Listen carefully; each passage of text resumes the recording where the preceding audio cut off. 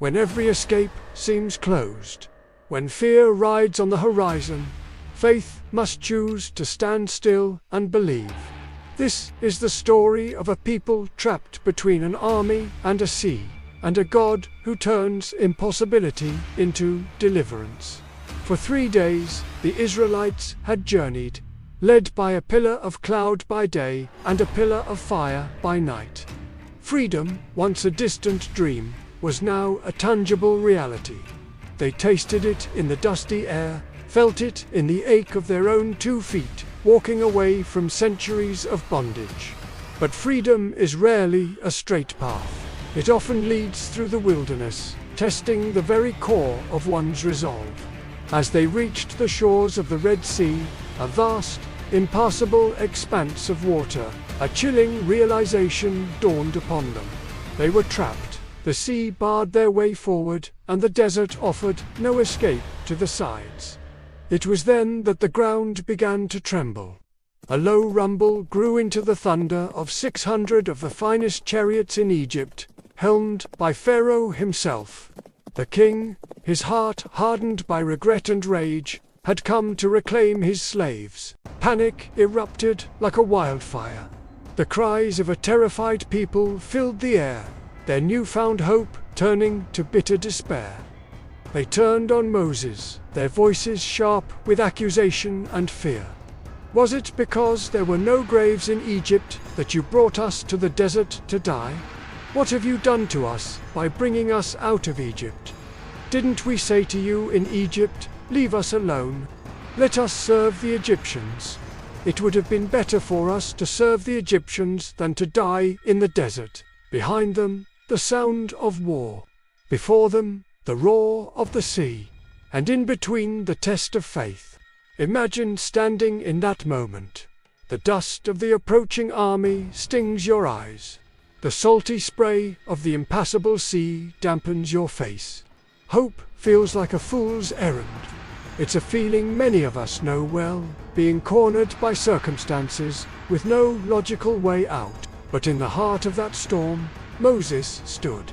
Though his own heart must have hammered against his ribs, his voice rang out with a divine authority that cut through the chaos. "Do not be afraid," he declared. "Stand firm, and you will see the deliverance the Lord will bring you today. The Egyptians you see today, you will never see again. The Lord will fight for you.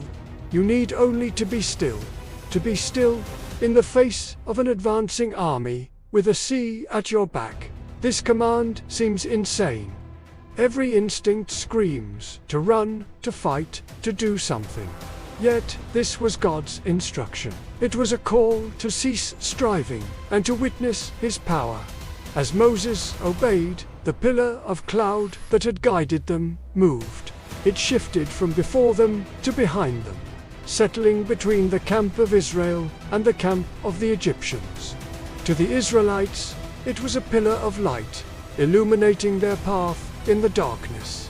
To the Egyptians, it was a wall of impenetrable darkness, halting their advance and sowing confusion.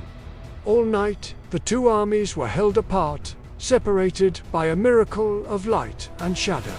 Then the Lord spoke to Moses. "Raise your staff and stretch out your hand over the sea to divide the water so that the Israelites can go through the sea on dry ground." Moses, a man who had once hesitated to speak before Pharaoh, now stood as God's instrument before the forces of nature. He lifted his staff. A great east wind began to blow. It was not a gentle breeze, but a fierce, supernatural gale that howled across the water. All through the night, it drove the sea back. The waters began to tremble, to churn, and then, impossibly, to part. They didn't just recede. They rose up, forming 2 towering walls of liquid crystal on either side. A path of dry ground materialized where once there was only a watery abyss. Blue light seemed to emanate from within the sea walls, illuminating this miraculous corridor. In awe and trembling, the Israelites began their march. They walked on the seabed, the ground firm beneath their feet, torchlights flickering against the surreal walls of water that towered over them. They were walking through the very heart of their obstacle. God did not remove the sea. He made a way through it. As the dawn began to break, the last of the Israelites reached the other side. The pillar of cloud lifted, and the Egyptians, seeing their prey had escaped, charged into the sea path in furious pursuit. Their chariots thundered onto the dry ground, confident in their might, but their confidence was their undoing. The Lord looked down from the pillar of fire and cloud and threw the Egyptian army into a panic. He jammed the wheels of their chariots, making them difficult to drive. "Let's get away from the Israelites," they cried. "The Lord is fighting for them against Egypt." Then the Lord commanded Moses once more, "Stretch out your hand over the sea, so that the waters may flow back over the Egyptians and their chariots and horsemen." Moses obeyed. As the sun rose over the horizon, he stretched his hand over the sea, and the walls of water collapsed. The sea returned to its full depth, crashing down with immense force upon the entire army of Pharaoh. Chariots, horses, and soldiers were swallowed by the deep. Not one of them survived. The same waters that had blocked Israel's path became the waters that buried their past. As the Israelites stood safely on the far shore, they saw the bodies of their former oppressors washed up on the sand. The source of their greatest fear was utterly defeated. And in that moment, the people didn't just respect the Lord. They put their trust in him and in his servant, Moses. Their fear had been transformed into faith, and their cries of panic into songs of praise.